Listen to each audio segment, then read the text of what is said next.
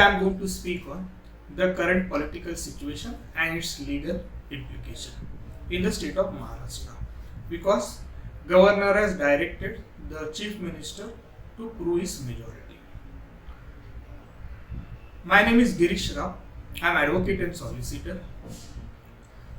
So before I begin, that's a request for you, all of you, to kindly subscribe to my channel so that it will be an encouragement for me to make such kind of video. So kindly subscribe to my channel. Yes. So now let's begin. The current situation is that the governor has directed the chief minister to prove his majority on the floor of the house. So chief minister has to prove the majority on the floor of the house by tomorrow, that is by the 30th of June by 5 o'clock. That's what I have read on the news. So in this situation, what are the options which are available with the government? Government is saying that they are going to make it move to Supreme Court and going to take a stay from that. Honestly speaking, I very much doubt whether Supreme Court is going to grant any stay order to this kind of direction, because there are precedent after precedent that in such kind of situation, on the contrary, court would have also directed that let your majority be tested on the floor of the house. But let's see what happens. But 99% Supreme Court is not going to grant any stay, because the recent precedent is of the Shivraj Chauhan also, where in that case Shivraj Chauhan had gone to the Supreme Court because the speaker was not conducting the voting. In this case, it's going to be contrary. The government is going to ask for the stay of the voting in the house. So which I feel will not be granted.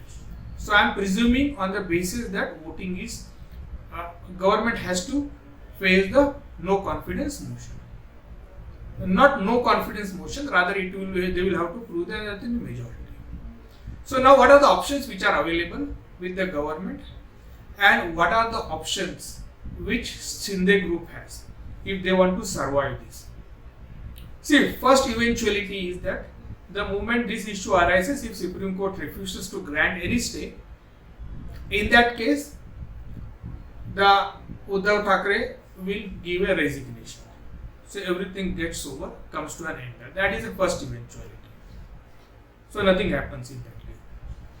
Second eventuality which I can see is often there is a debate is held, and chief minister will try and put, or the ruling party will try and put its point so that it is available to the public, and then end of it without any voting, they give a resignation. So again things come to an end. The third eventuality is that debate is held or just voting is held, and looking at the present scenario, I don't think Shinde group is going to support the government. So what will happen when that happens? This government is going to fall, and then another government will come which will be of BJP. So now I am discussing what happens when the Shinde group doesn't give vote for the existing government. Now it will be the question mark will arise, because Shinde group has acted contrary to the direction or order of the whip of the Shiv Sena. One more question may arise: which is a Shiv Sena? Which is a Shiv Sena group? So I am presuming at present for my discussion that Uddhavji's group is a Shiv Sena group, and they had given the whip for them, for Shinde group, to give vote in the favor of the government. If this happens, means Shinde group, in spite of direction of its party, votes against the government. If they do it, they incur a disqualification of the party. In that case, under the 10th schedule, it will be deemed that they are disqualified, which will have its own repercussion.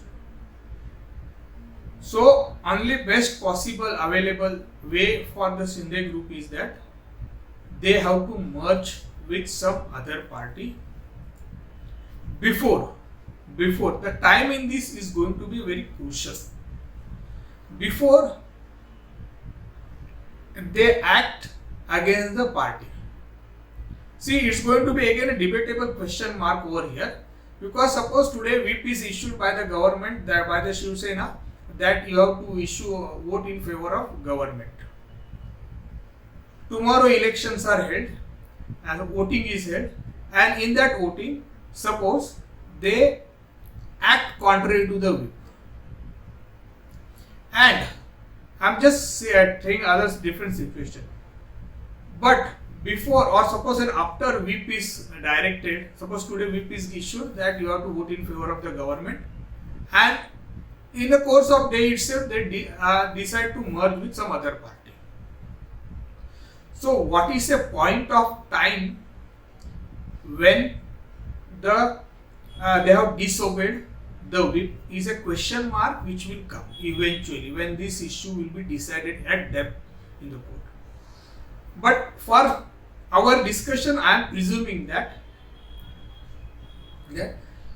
if this Shinde camp want to survive the disqualification, before the voting, they will have to merge with some party if they want to survive the disqualification.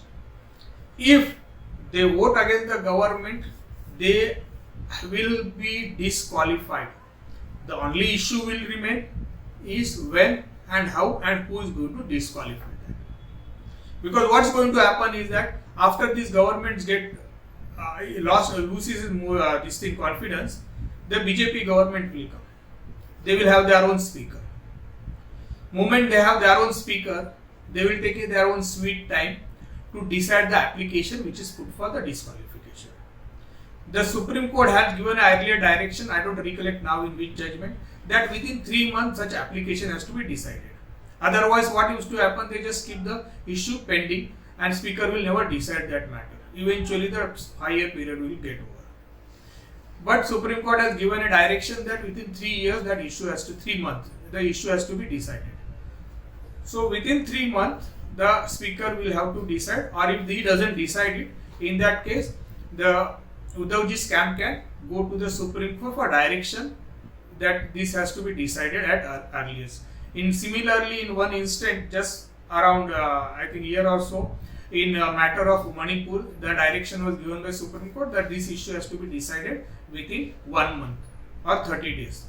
So, what is crucial for the Shinde camp to survive this is that they will have no option but to merge with other party, and that merger will have to be before the issue of disqualification, before they are disqualified.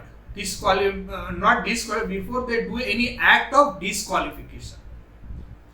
If after doing an act of disqualification will not help them, after this happens and after they joining or merging with some other party is not going to help them. Because this kind of situation had arisen in Karnataka, where the resignation was given by the MLAs, which was not accepted by the speaker, but they were disqualified by the speaker. And eventually that matter when went into Supreme Court had said rightly that your act which constituted disqualification was before your resignation, therefore you are disqualified. So the order of speaker disqualifying the MLAs was held to be right. What happens? Because it will have its own repercussion. The moment a person or MLA is disqualified, he will not be entitled to become the minister in the government unless he gets elected. So it will have its own ramification. To avoid it, Shinde camp will have to be very cautious. They will have to merge, otherwise they are going to suffer. Suffer in the sense they will have to get re-elected for becoming minister. They will not get ministerial berth. So this is what my thought on the current situation is that. So let's wait today. Today at 5 o'clock there will be Supreme Court is going to decide that issue. So after that only we will understand what actually happens in the matter of the case. Thank you. Bye bye.